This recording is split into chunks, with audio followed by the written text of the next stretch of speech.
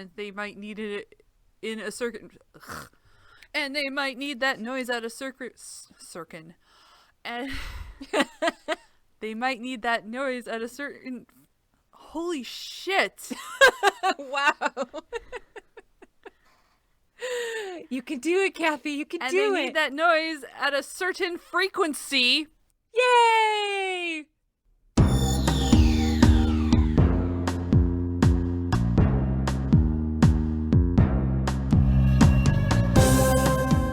Welcome to Stargatezing, a Stargate gazing podcast. I'm your host, Kathy. And I'm your other host, Mary. And each week we discuss an episode of Stargate, beginning with Stargate SG-1.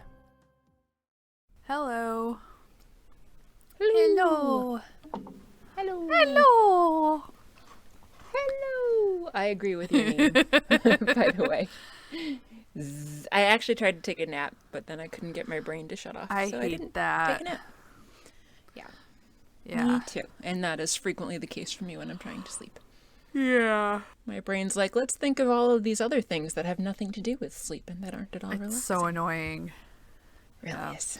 The other night, I can't remember if I mentioned this. So the other night, I took Buddy's cone off for a while because he's really itchy at his neck. But he was being really good because I was sitting next to him, just petting him and letting him do a little bit of grooming and whatnot. And I was like, oh, great. He's not really scratching his ear. It's looking really good. I got up for like 10 seconds to go give 13 her medication, and he reopened the wound. It wasn't as bad as the last time he did that, but that dumb cone head is still in his cone, so. That's really annoying. Wasn't great. Poor Buddy. He's so cute. But the reason I bring it up is because then I spent the entire night feeling guilty about it, and I could not sleep because I felt so bad he was going to be in his cone for longer. That's awful. Shut up. Yeah. That sucks. I'm sorry. Poor Buddy. Aww. And poor me. Poor Kathy and poor Buddy. That sucks a lot. Yeah. Boo. Yeah. Boo indeed. So other than sleepy, how are you? Yeah, I'm good. It's been a busy day. Yeah. Lots of things. What did I even do? I feel like it was one of the kind of day where I feel like I was busy doing stuff all day, but didn't really get a whole lot done. Like, I watched the episode for today. I had a meeting for work, and then I actually went to a job interview that went really well. Woo. But then I didn't get most of the other things done that I had wanted to do today. So here we are. That means I'm going to have to go do some work after we finish recording, unfortunately, which I don't normally do. I can actually probably wait until tomorrow morning, but I should probably work on it some tonight. You're so good. I try. It's the weird schedule of an adjunct who doesn't really have any true work day. It just fits their work in anywhere outside of class. Yeah. Aw. I was busy all day too. Yeah. Well, you were working a real job. Oh, you have a real job.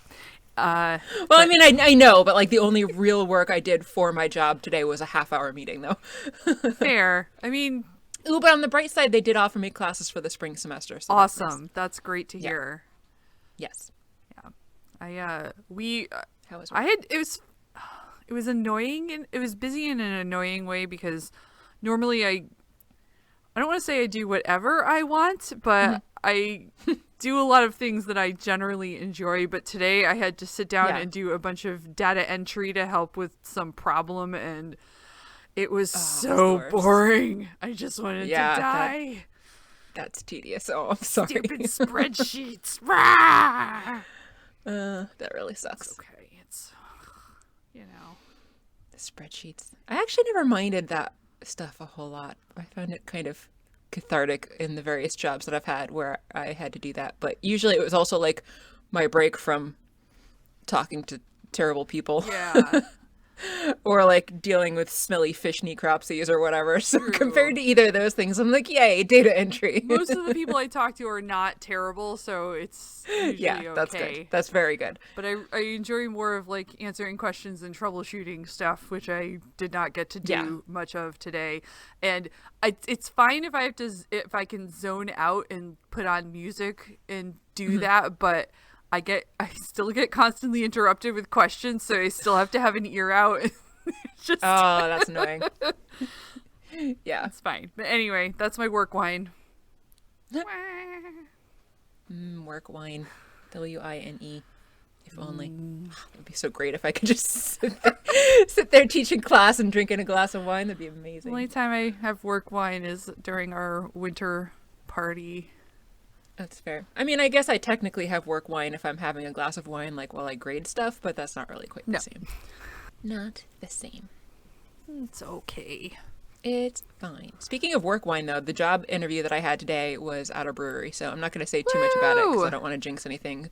And it would not be in place of anything else that I am currently doing. So it would just be 3 part-time jobs and a podcast that is the equivalent of a part-time job, even though it doesn't really pay, but thankfully at least breaks even at this point. Because I'm a glutton for punishment, so apparently, why not? Yeah. But long story short, discounted or free beer. Yes. Yes. If that pans out. I bet it'll pan out. That'll be awesome. That'd be fantastic. Yeah. So aside from complaining about stuff today, what are we talking about? We are talking about Stargate SG-1, Season 2, Episode 19, One False Step. A lot more numbers again. Yes, there was another added number. You know, last time I said I didn't really remember it, but like as soon as the episode started today, I was like, oh, right, this one. And which is what happens for a lot of the time with these episodes. But this one I actually remembered even more, like actually I remembered pretty well as soon as I saw what was going on in the beginning. And I only remembered one aspect of it and then didn't remember much of it. So, gotcha. Yeah. Yeah. So let's talk about it. We can. Coconut says hi. Hi, Coconut. Bark, bark, bark. She's very cute. She is very cute. If Pepper were in the room, she'd say hi too, but I left her sleeping on the couch. We haven't had Pepper snores in a while. I know. Well, But you're always recording in a different spot now. Yeah, so when it was still in the living room, I was often sitting on the floor, so she would just sit next to me. If I get around to building the smaller box in the living room, which I could do, I could then have a Pepper next to me again. What if you built a Pepper fort within your recording fort? That would be fun. I mean, I think she'd be fantastic. enjoy being in the fort if she would just come here, but instead she just is in other rooms and howls. Like last time. Yep. Yeah. Anyway, that has nothing to do with Stargate. So the episode starts with the wormhole opening. Sam and some lab people are prepping a drone, which is up on the ramp. Sam runs up to the control room and tells Hammond that it's ready for launch, so he gives the word. As the thing goes through the gate, Jack says how much he loves watching that happen.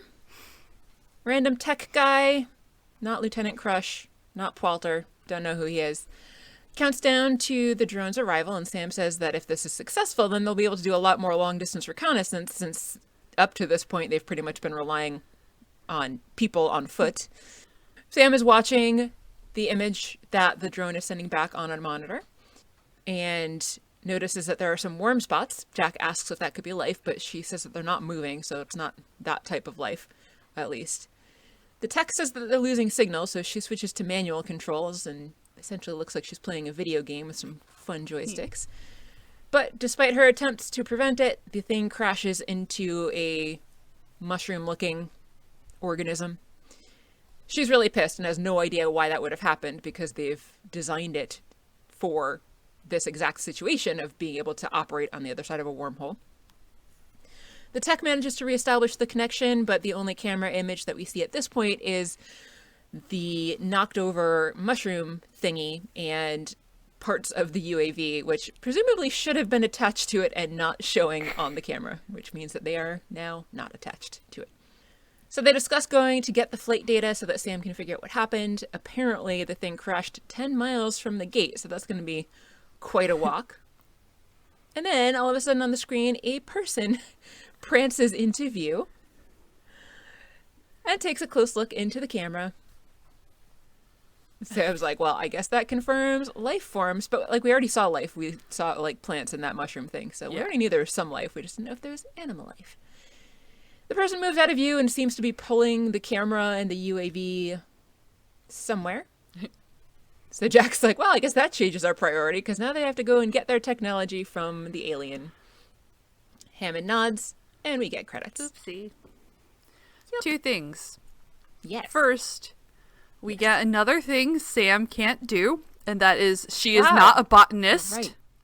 So she's not a volcanologist, she's not a botanist, and she can't deliver babies. Or possibly a mycologist, because that looks like a mushroom to me. She said botanist. They refer to it as a plant the entire time, so we'll go with that.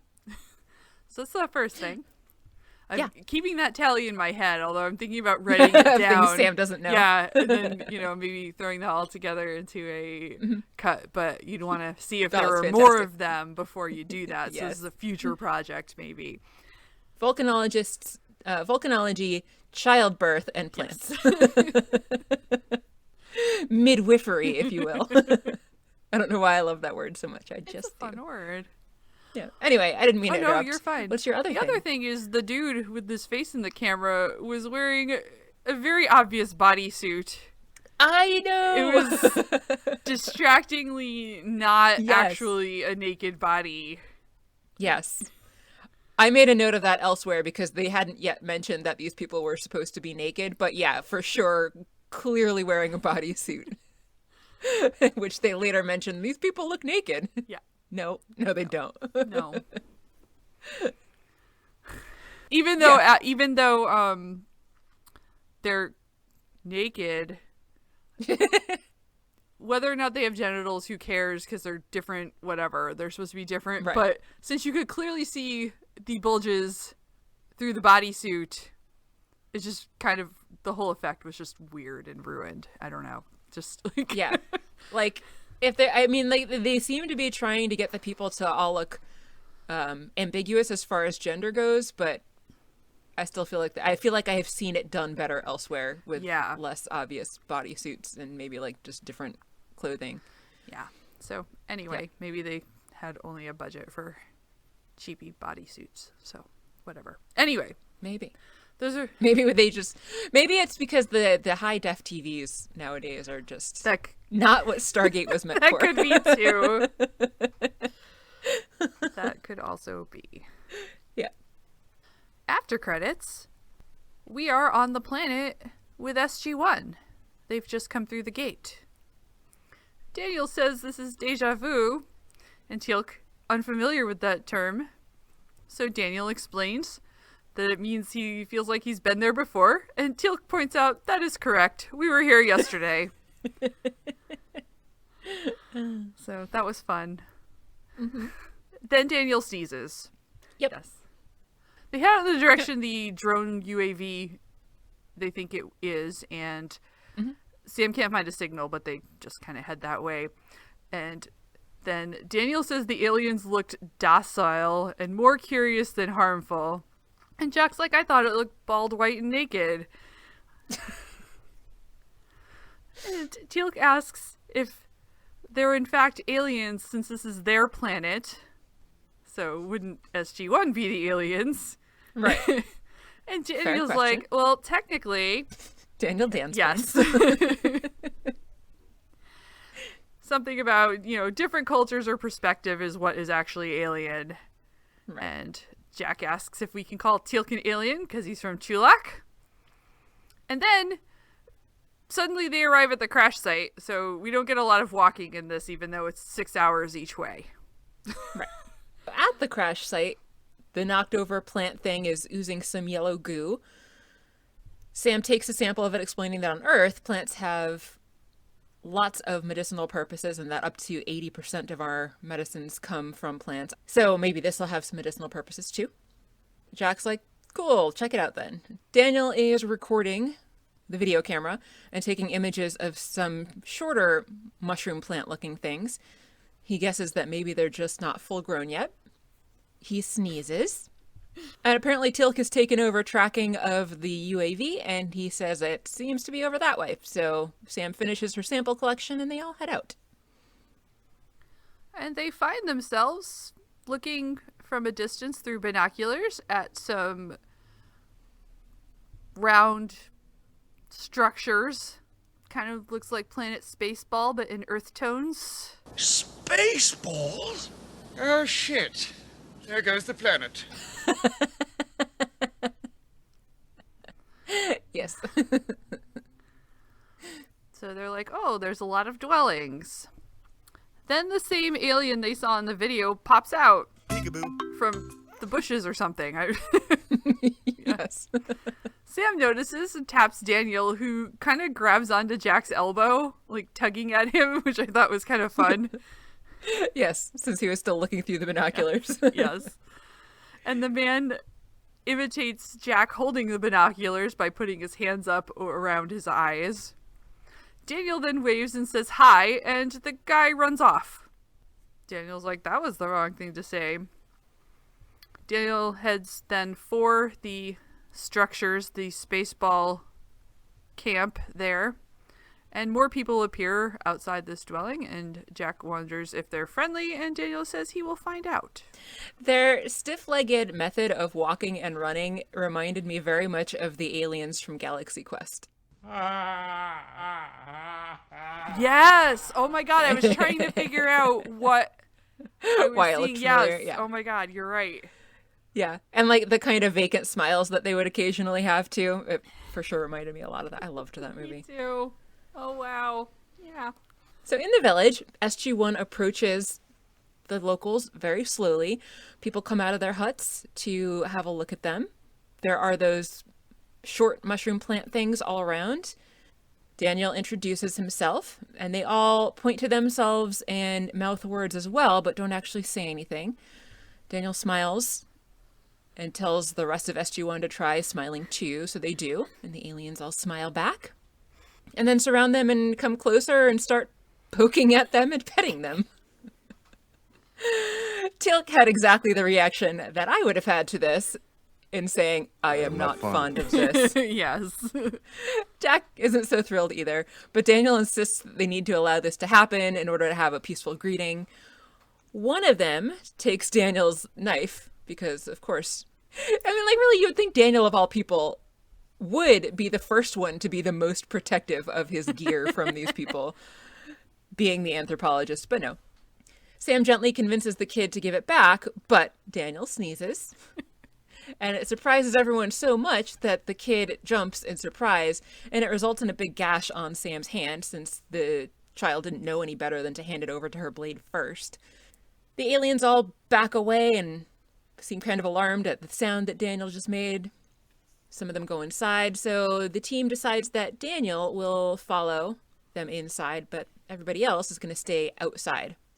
In the hut, an adult is putting face paint on the kid. Daniel sits down next to them. Everyone looks at him and stops what they're doing and is just kind of curious about what he's doing there. So he gestures to himself and tries to tell them his name again. The others all gesture again and move their mouths but still don't say anything. So Daniel figures at this point that they just either can't or don't speak. So similar to in the movie, he draws a picture in the dirt that he says is meant to represent him. And then the others kneel around him and try to draw some random squiggles in the dirt, not really seeming to quite understand what Daniel is aiming for. So he takes off his glasses in exasperation at this point, and the person doing the painting puts some paint on Daniel's face, and he says, "Thank you." I called that guy Necklace. He was the only one wearing a necklace. They were the only one wearing a necklace, yes. Oh, yeah, I should say there was no way to differentiate any of them from the others. They looked like male actors, but that's true. It mostly seemed non-binary, so I went with they. Outside, the rest of the team is just hanging out. Jack wonders what they're talking about in there. And then we cut... It was an exciting scene. Yes.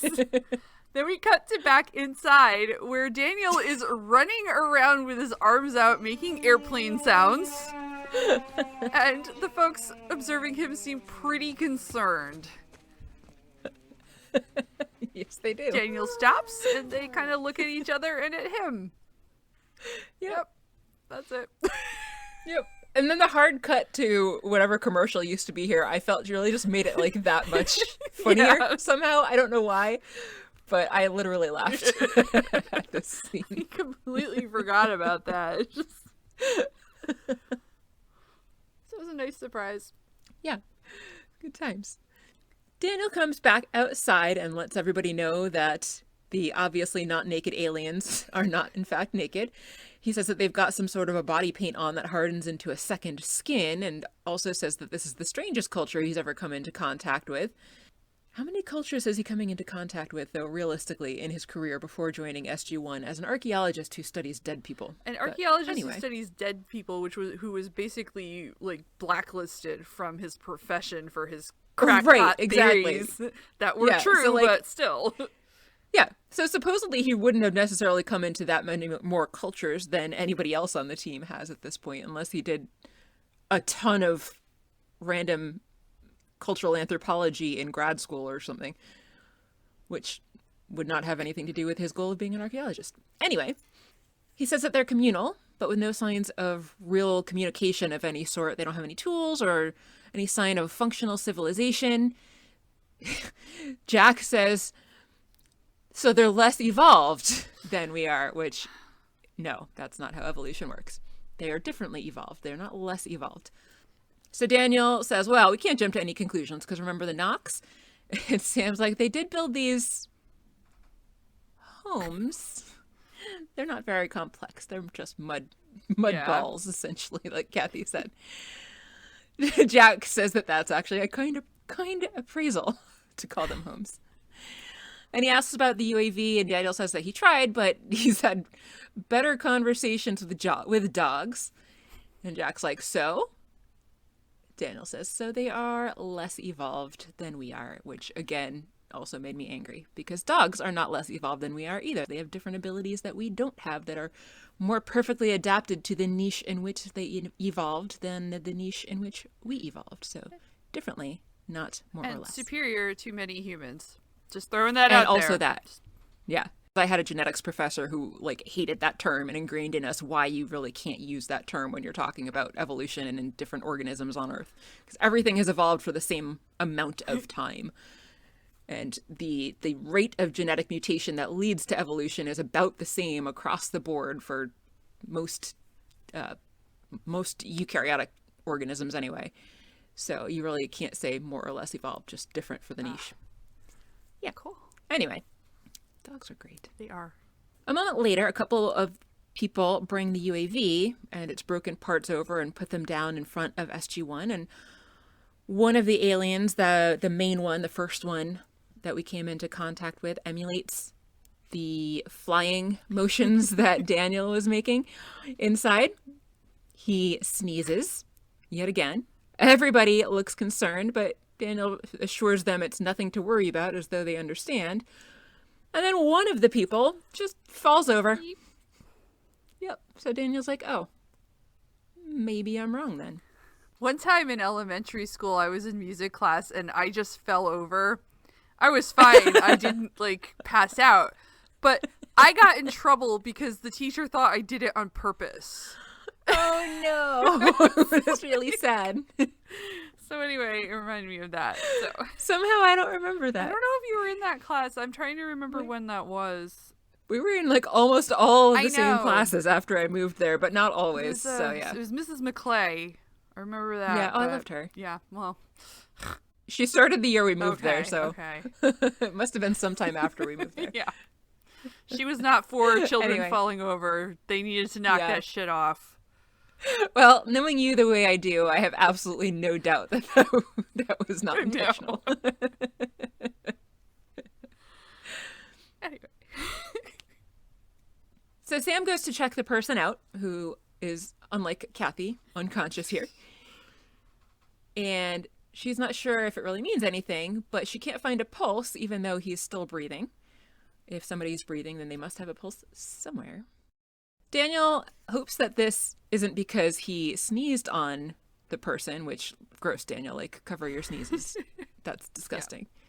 Tilk says that the person seems to have some lubricant on them from the drone, so maybe that is what made them ill. Jack jokes that this could be their national pastime, which maybe they have low blood sugar. Suddenly all of the aliens start keening, and Daniel thinks that maybe it's supposed to have some medicinal powers. But then another alien falls over, so maybe not as medicinal as they would have hoped. Womp womp. Back inside one of the orbs, I don't know, the dwelling, the home. To me, they remind me of a dung ball that a dung beetle would be pushing around, nice. But with doors. Most dung balls don't have doors. Well, inside this dung ball / space ball / home, Necklace and another of the people tend to one of the fallen, and Teal'c carries another in and lowers him to the ground. And Teal'c's like, "How about we leave now? We're making them ill." And Sam thinks the same. It's possible. She wonders what if they are causing this. Right. And Daniel says that these people don't know what's happening to them or how to help themselves. And Jack's like, "We don't know either." And then another one falls over. And Daniel says this is turning into an epidemic. Dun dun dun. Oops. Back at the gate, a medical team comes through with hoods on, and apparently Dr. Fraser is among them. We can't see her face, but we can hear her voice. She says, "Now this is a house call." I don't think we've seen her travel through the gate before, have we? Wait, no. Did she? She did when they found Cassandra, right? Or no? Did she? I don't remember, actually. I can't remember either. My brain is broken. We could probably look that up. We could. But I'm going to keep talking anyway. Jack and Teal'c come to greet them and show them the way to the village. So a little while later in the village, they get there, finally. Dr. Fraser asks Sam what the situation is now, and she says that there's 14 who are sick, and reiterates basically what we've already seen, that they double over in pain and then fall to the ground and remain unconscious. And she says that they've introduced a whole host of possible substances that could be responsible for it. So they reiterate some of the other things like damaging the mushroom thing and Daniel sneezing all over everyone. For real, Daniel, put on a mask. That's what they're for. Sam mentions the cut on her hand, and Teal'c said the UAV lubricant again. So Dr. Fraser's like, yeah, well, at this point, anything, including somebody's aftershave, could really be the cause of it, but I need to run some tests, so they're going to be okay with that. Daniel says that they seem pretty agitated and concerned, but that overall they've been pretty peaceful and passive, and so he thinks that they would be willing to let her go ahead and try. Woo. Yeah. At some point a little later, Dr. Fraser comes out of the structure, having removed all her protective gear, and she tells the team that their tests are all clear, so I guess they got some tests too, lucky ducks. Daniel asks about the people who inhabit the planet, and Dr. Fraser says they look very similar to us, but they are very different. I wish she had reiterated more on that, but I guess that would have taken more creativity on the writer's part. I mean, we get a little bit of that later, but yeah. And she confirms that she does not know what's wrong, so she thinks that they could possibly bring a person, one of those folks who has passed out, back to Earth if they use a level 2 quarantine so that she can do different and more tests. Daniel wants to stay on the planet to keep trying to communicate and to reassure them. And Jack's like, but aren't we making this worse? And Fraser's like, the damage is already done, which I feel like they could probably do more damage. Right? I mean, we've kind of all seen at this point how an epidemic and eventually pandemic spreads. So she tells them they should quarantine the sick and then go check out other villages to see if the illness has spread. Dude. Right? No. I know, because now if it hasn't, then you're probably gonna spread it. But she thinks that if there is illness in the other villages, they might be able to rule themselves out as the reason for this. Okay. So Jack orders Sam to go with Dr. Fraser to help out and give a report to Hammond, and the rest of them are gonna stay behind. Yay. Yeah.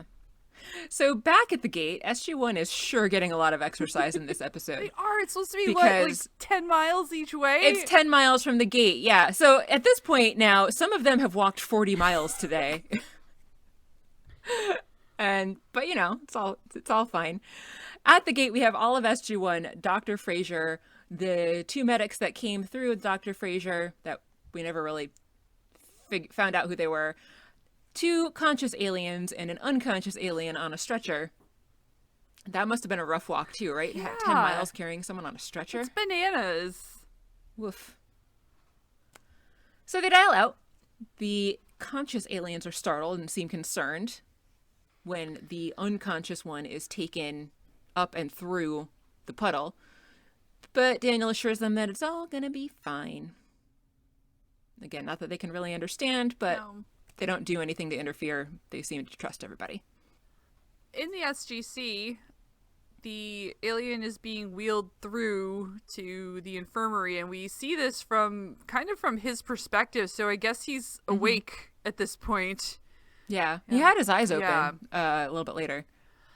Or very shortly after this. And I actually thought that, they do a few scenes like this throughout the episode where either it's from their perspective or the team themselves are kind of off in the distance that we're seeing them have their discussions and whatnot. And I thought that was a kind of weird choice, but I'll talk about that, I don't know, later, or I'll forget. We'll see. Anyway, because I was trying to figure out what they were saying here other than, oh, I'm in a strange place. Oh, okay. Yeah. And I don't know what's going on, which we already knew. Anyway, they wheel them into the infirmary and transfer them to a bed. Then they grab onto Sam's hand, and Sam explains then that the people had gathered and made music when they got sick at first. Yeah. I'd like to point out here that in the hallway, Dr. Fraser put a manual resuscitator, like a bag valve mask, on the person's face, which you would not use for someone who was conscious with their eyes open, as this person was when she did that. I actually made a note of that, but then I didn't say anything about it because I was like, I don't even know what this thing is actually called. But thank you for pointing that out. Yeah. Yeah, you're welcome. So that was not the right equipment. And then as soon as they move him into a hospital bed, she just sets it aside and doesn't put any other oxygen on him in place of that. So that was also bad practices there. I don't know what she's up to. I'm starting to think that person that gave her a really bad review, or gave the show a really bad review for what a terrible doctor they think Dr. Fraser is, maybe they had a point. I mean, I really like her character, but maybe. All right. Back on the planet, Teal'c and Jack are walking even further. They are, at this point, apparently they've gone back to the village, so they made it 10 miles back to the village, and now they're going to check out a nearby village, which who knows how far that is.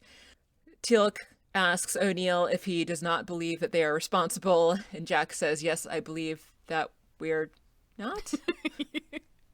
Yeah. Teal'c says it's possible that somebody from the village that they were just in went to the next village and could have spread the disease that way. And then suddenly Jack falls over, similar to how the aliens did earlier. He seems to be in a lot of pain, but he says he's okay and gets back up. However, as they continue walking, he asks Teal'c, can we just walk without talking, maybe? Teal'c asks if he's sick, and Jack says he's fine, but he just has a little headache. I appreciate a little walking but not talking. Mostly I'm thinking about it in the context of running with friends. I'm like, yeah. Sometimes I just need to breathe, man. Right? Yeah. Yeah. That's how I breathe when I run. Well, these days it is. I've run with you and no, you don't. I'm going to start choking. It's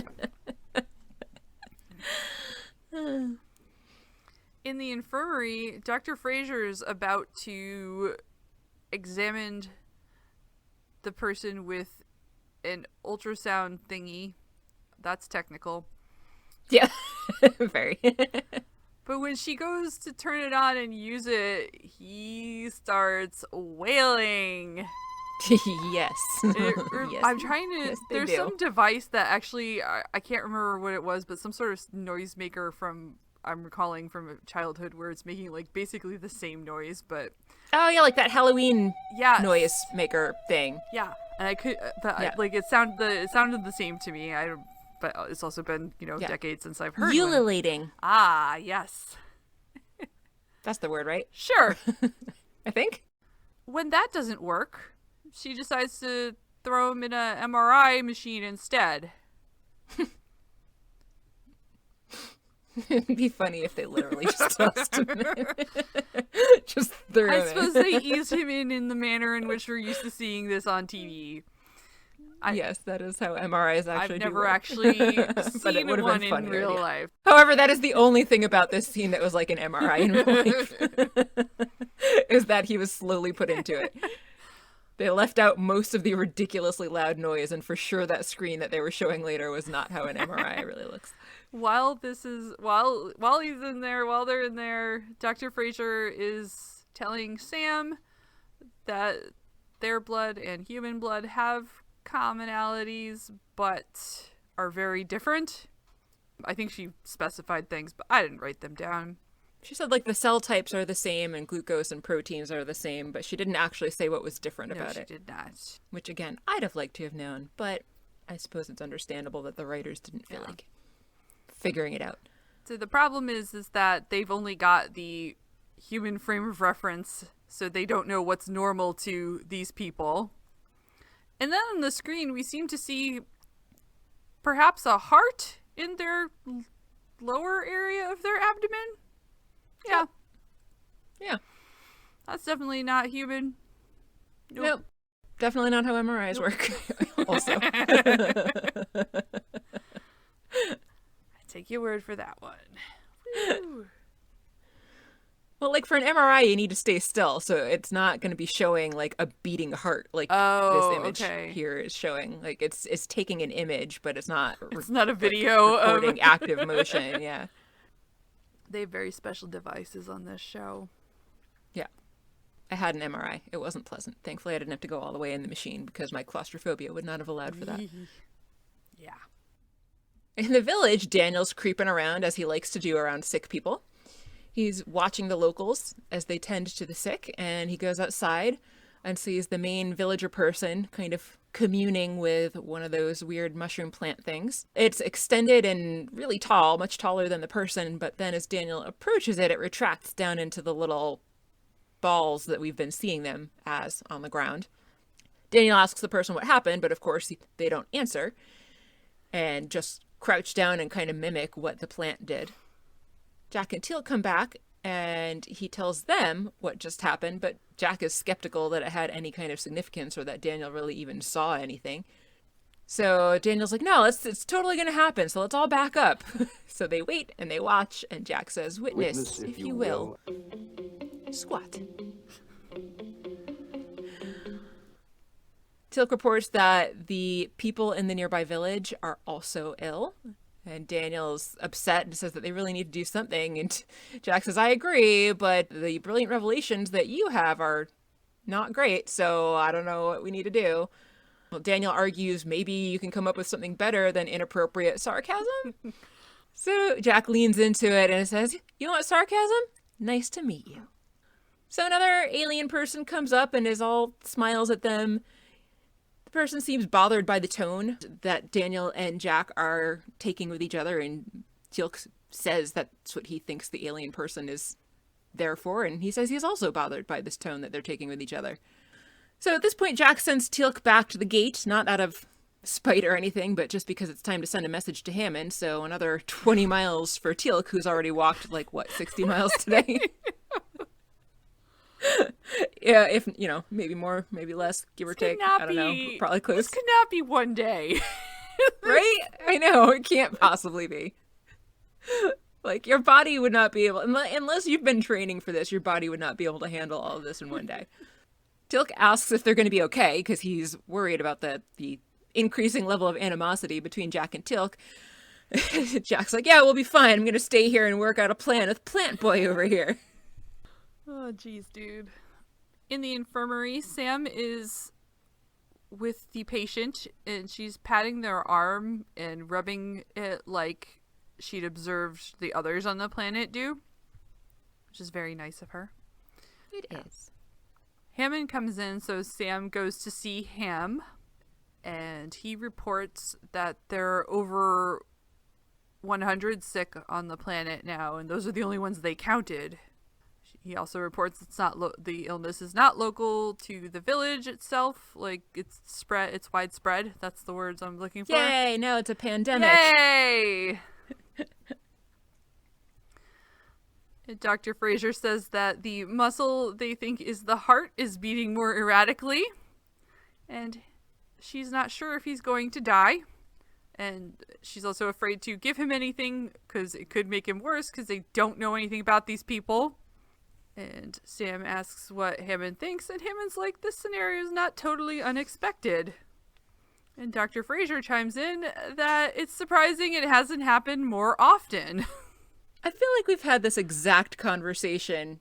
Like, you and I have obviously had this conversation, but I feel like they've also had this exact conversation on the show multiple times before. Yeah, this isn't is this the first time they've infected other people? Usually they're bringing back garbage to their own home. Yeah, that's true. Yeah, that's true too. It is not our first time dealing with a contagion, but it is the first time where we seemed to be the cause of it. Yeah. Or dealing with an illness, I should say. Fraser says that they think because so many planets contain humans that were transplanted from Earth, they're not seeing it as much because the things that they could infect others with are already out there, because humans are diseased, nasty creatures. We sure are. I say that with affection. Of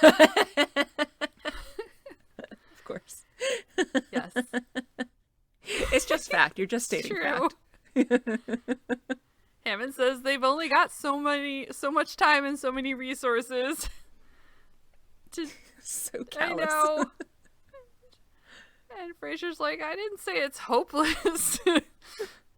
Sam's like, they didn't ask for this. And they're not able to help themselves. And she says they can't keep trampling through the galaxy with no regard for the damage they do, which she is totally right about, but... Yeah. Great point, Sam. Which sometimes they care about and sometimes they don't. Like the time when the other group stole the weather machine from that planet, they totally cared about the damage they were doing. So, yeah. Like, it's... But here Hammond's like, shmeh. If these randos die, they can't talk anyway, so who cares? Yeah. Right? Yeah. Yeah. So they'd like some more time, but Hammond's like, well, the time's not up to me because these folks are dying. Also harsh. And they look over on the patient. Yeah. It was great times. Oh, yeah. Absolutely. There's a lot of long scenes in this movie, this episode. Sure are. Back on the planet, Jack is trying to keep the locals inside without really any success. It looks like it's kind of like trying to herd cats, trying to get them to stay in. They keep wanting to wander out, so Jack, who was in the hut, and we were hearing him from outside, wanders out with them. And he goes over to talk to Daniel. And Daniel's like, well, they just want to be with each other. Jack responds, we can't just keep standing around here and doing nothing. We got to do something. And so he was trying to keep the quarantine wrangled. And Daniel's like, well, I'm not doing nothing either. Jack says, you're videotaping a plant. But Daniel thinks that it's important. They continue to argue. Daniel is like, well, we have a difference of opinion on everything. It was like a little lover's spat, basically, but worse and annoying. Daniel starts like full on bordering into temper tantrum. Jack asks, what do we disagree on? And Daniel's like, pick something. How about mythology? Jack responds, rumors, lies, and fairy tales. And Daniel is so angry about this that he literally jumps around in a circle and gestures at Jack saying, see.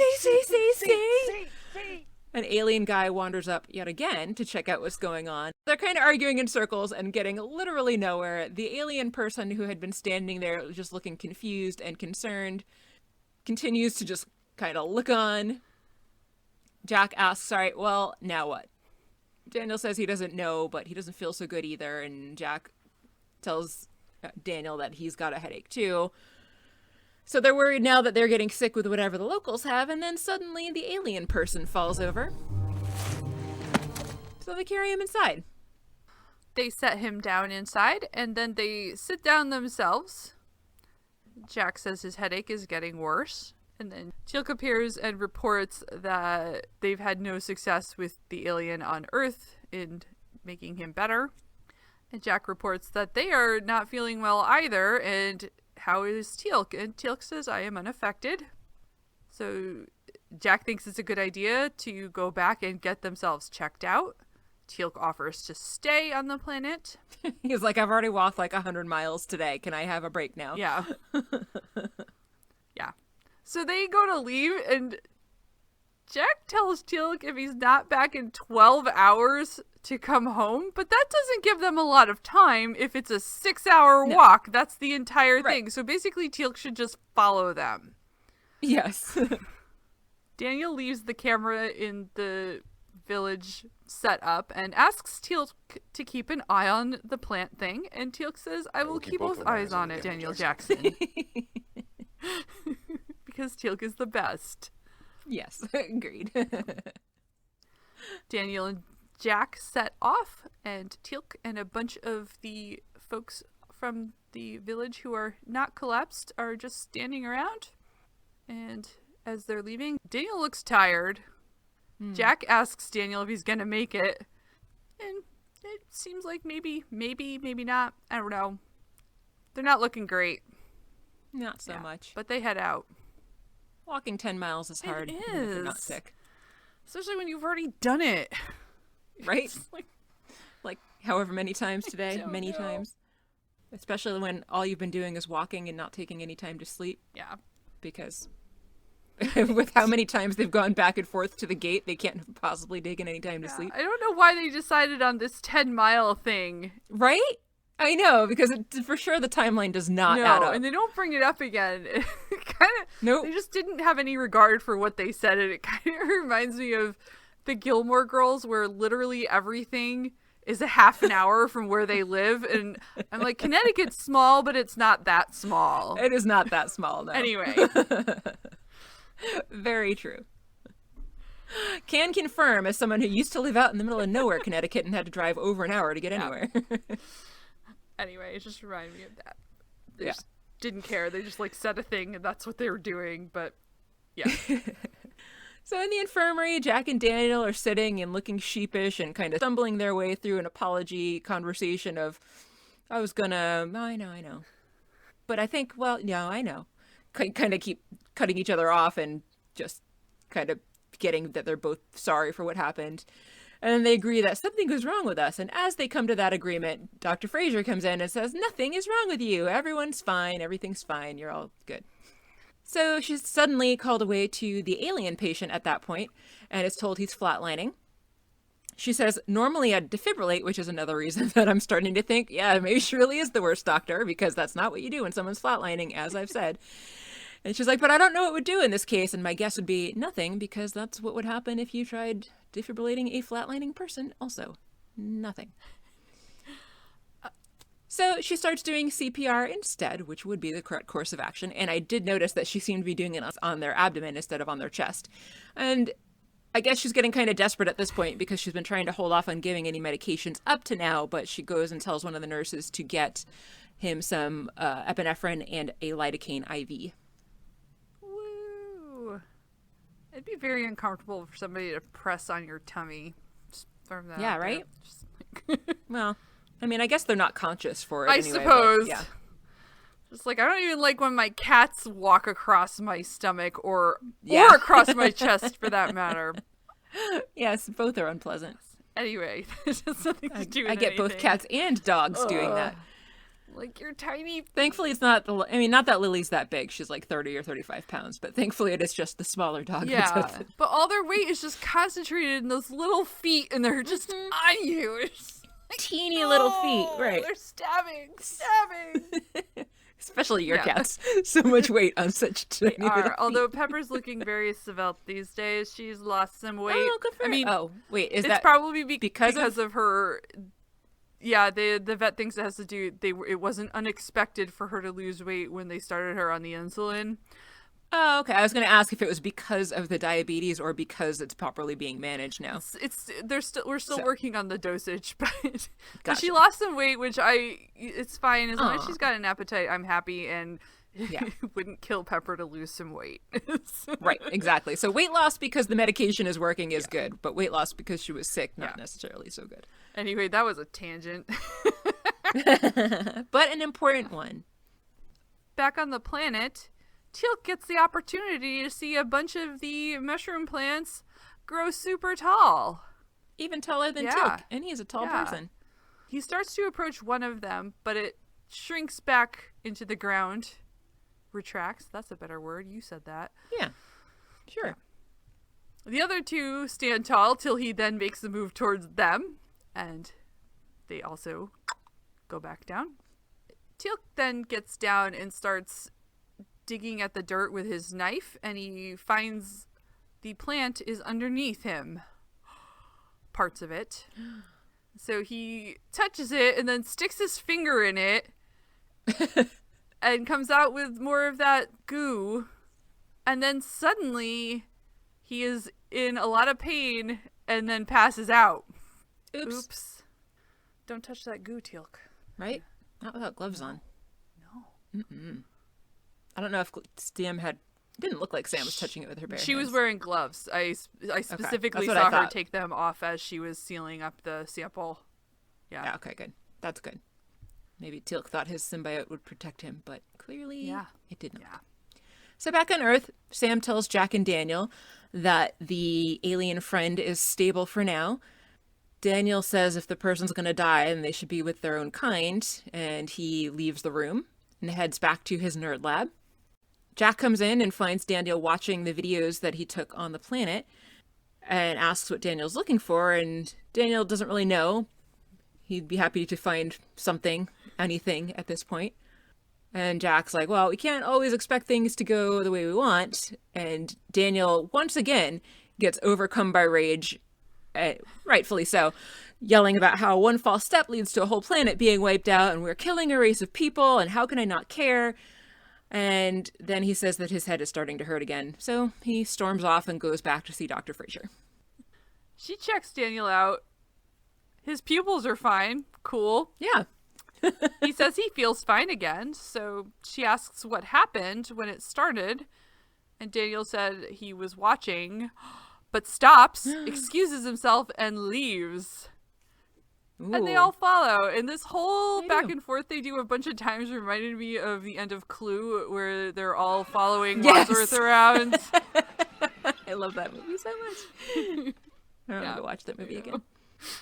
They follow Daniel back to his nerd lab, and he says there must be something the camera recorded that we can't see. And Sam's like, or hear. Ooh. So she asks for the tape. He hands it off to her, and now they follow her out of the room. On we go. As the journey continues in the control room, Sam does some sciencing on a computer and isolates a very annoying sound that she says has been underlying all of the videos that Daniel took. I don't know how she manages to figure that out from just like 2 seconds of audio, but somehow she did. She thinks that it could be this noise that's been causing the symptoms of the illness. And Dr. Fraser's like, for sure it is, because certain frequencies of sound can make people feel really ill with nausea and headaches, and the longer they're exposed, the worse it gets.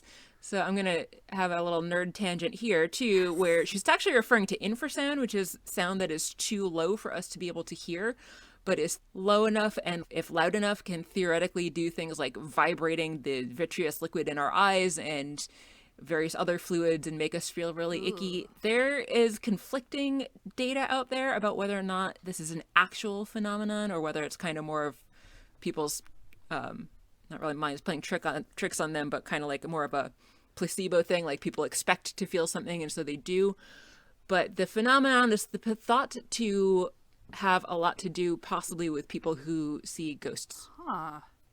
Not that they're really seeing ghosts, but that, you know, maybe something about these weird low infrasounds is literally vibrating the fluid in their eyes and making them see things that are not there. The ghost is making the noise, Mary. And making themselves visible. How else do you know that the ghost is there if they don't make that noise and then make themselves visible by vibrating your eyes or whatever? That is very true. And all of the ghost hunter shows that I love so much are never really checking for low infrasound like this. So you could be absolutely right. Yes, absolutely. Yeah. So, but in any case, she makes it sound like it's a certain and known thing, and it's not. As I said, they've done a lot of research into it, and the results are kind of conflicting as to whether or not it's a real phenomenon that affects people.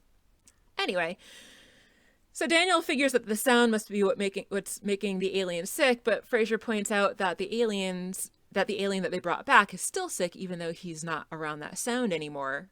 And Daniel's like, oh, right, because that alien's not sick, but all of us who were feeling sick on the planet are now better now that we're away from that planet. So they get an incoming wormhole. Apparently the SG-1 code is verified. Jack orders the iris to open because Hammond is places, who knows. Teal'c stumbles through. So Sam, Jack, and Dr. Frasier all head down and help him up and then help him down the ramp. And he sits down, and then just like all the others, he reports that he's suddenly starting to feel better now that he's back on Earth. And Daniel's like, I guess you weren't impervious to it after all. Daniel and Jack tell him about the weird infrasound theory that they've come up with. And Teal'c says that he had thought that his illness was due to the organism attacking him, so everyone is kind of confused about that. He tells them about how he saw the plants grow and retract and checked out the root system underground and found that as he got closer, he became more disoriented and in more pain. And then movement started to become difficult.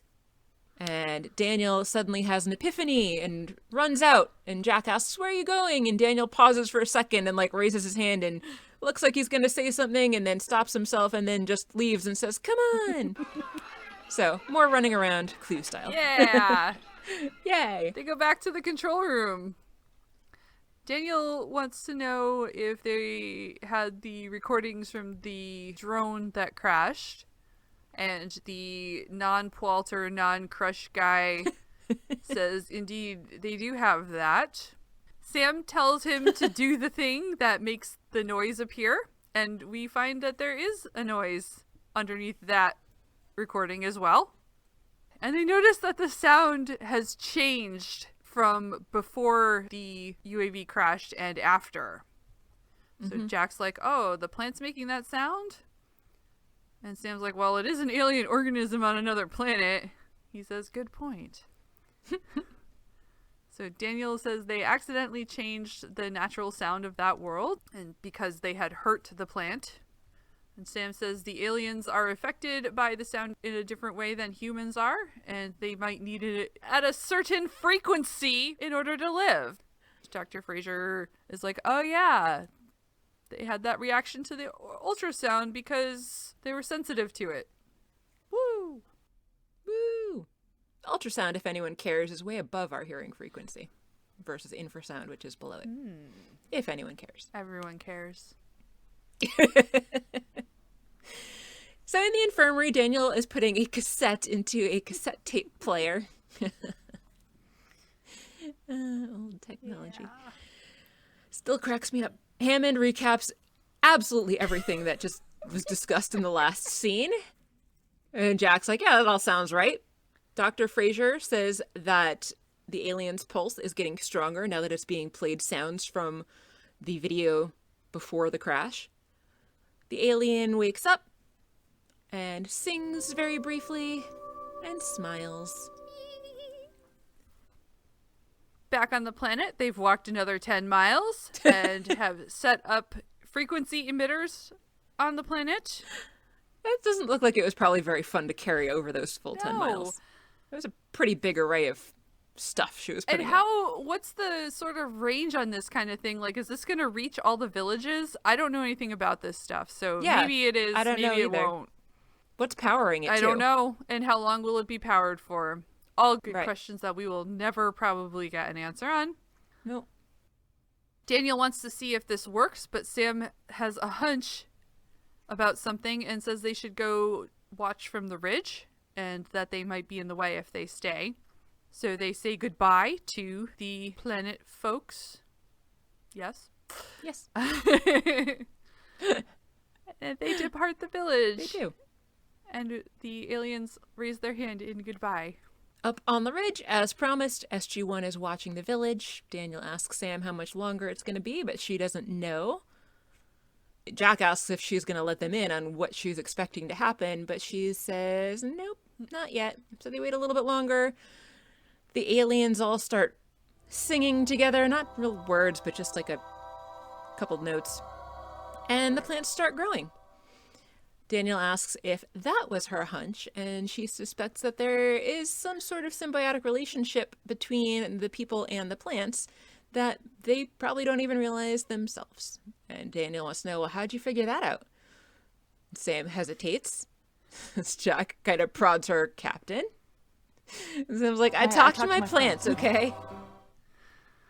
And then the final shot of the episode is a plant not just growing, but also blossoming into big, pretty pink flowers. Yeah. Yeah. And talking to your plants actually might be helpful because they need carbon dioxide to do photosynthesis, and breathing on them as you do when you're talking gives them more of it. And maybe it'll help you because you have a lot of problems and you don't want to always talk to them to other humans, so your plants are a captive audience. And exactly. They're great listeners. Dump all your shit on them. Actually, they'd probably be pretty happy if you dumped some shit on them also. See? Both physical and metaphorical shit works for plants. Plants are the ultimate friend. Yep.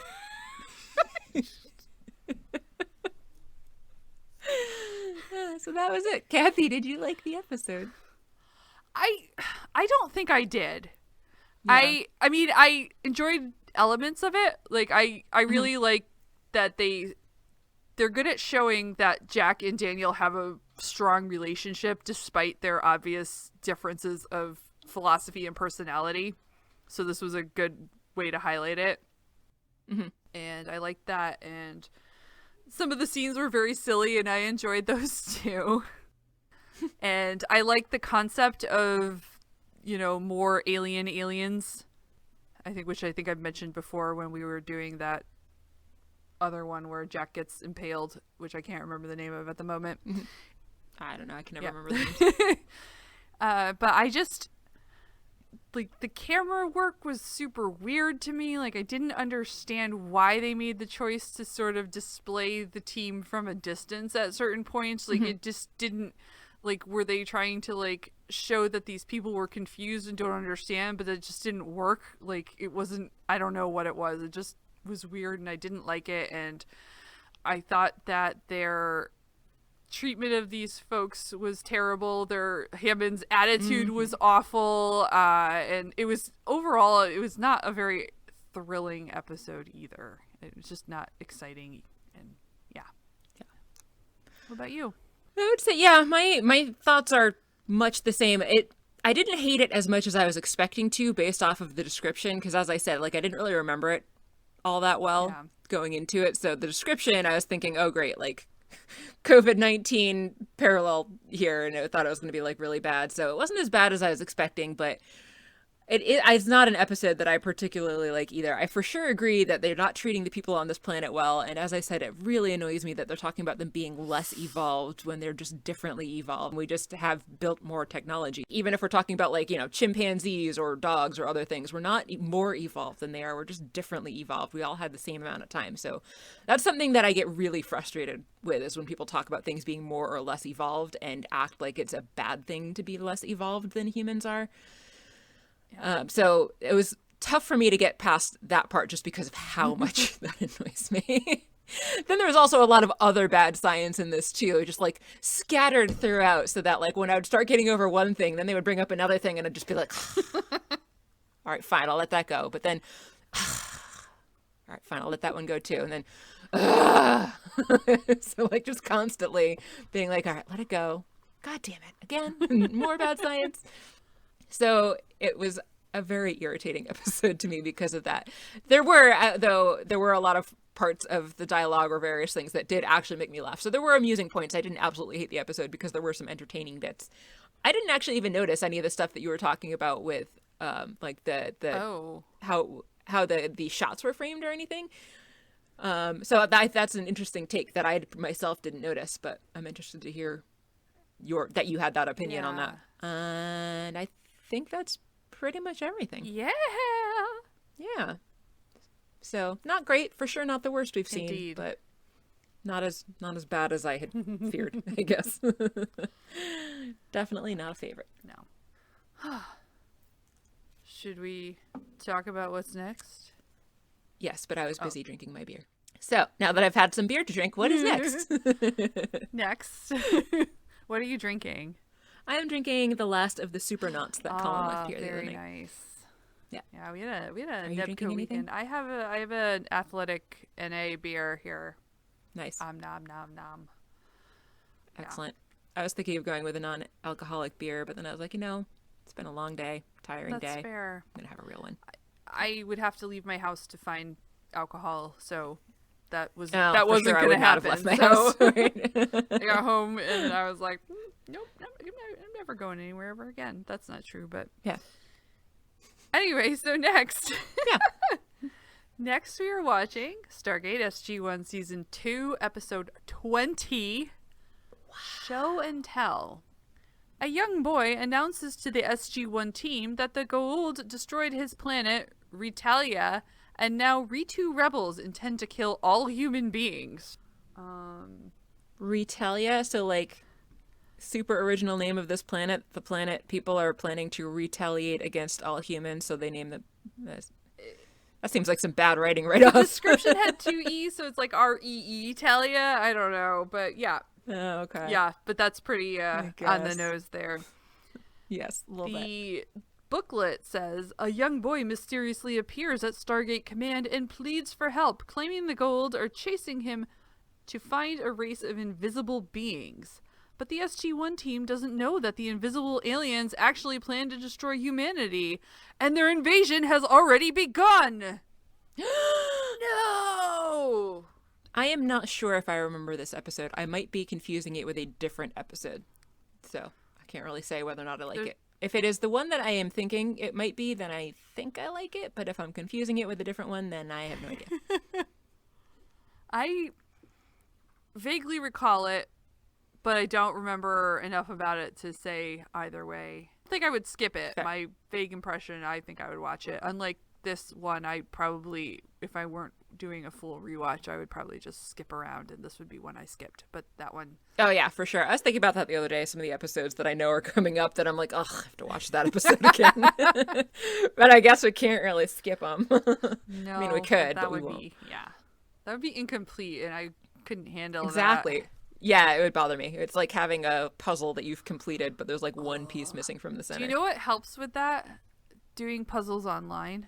Because I was going to say never doing puzzles. Or never That's doing my puzzles. solution. That's the other solution. I like puzzles, though. But I've been doing them puzzles online because then I have all the pieces and my cats don't lay all over it. And yeah. Also a good point. We can't have Potato anywhere near any puzzles that we're doing. Yeah. Anyway. Yeah. As always, thank you for listening. Make sure that you subscribe to us if you have not already done so. We are available on pretty much every podcatcher. And you can get our episodes as soon as they're released every other Monday if you do so. You can find us on YouTube as well. We appreciate reviews and likes on all of those formats since they help other people to find the podcast, and word of mouth is great for that as well. If you'd like to get in touch with us, you can email us at stargatezing@gmail.com. You can follow us on Twitter and Instagram where we are at Stargatezing. You can check out our website and contact us there, stargatezing.space. And if you're feeling generous, you can visit our Patreon page, which is patreon.com/stargatezing to become a patron there and get access to all kinds of bonus donor content. There we go. Got it this time. Bonus donor content such as bonus episodes and extra information about what's going on behind the scenes.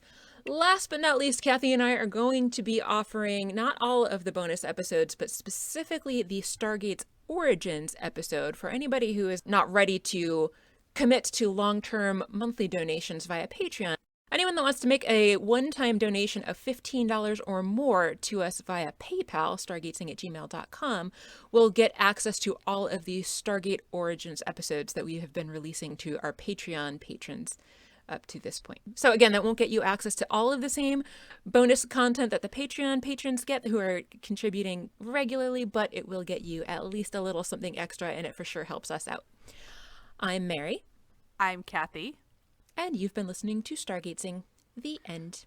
The end?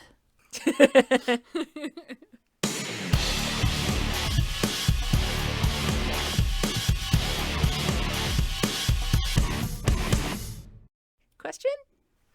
The end? I think so.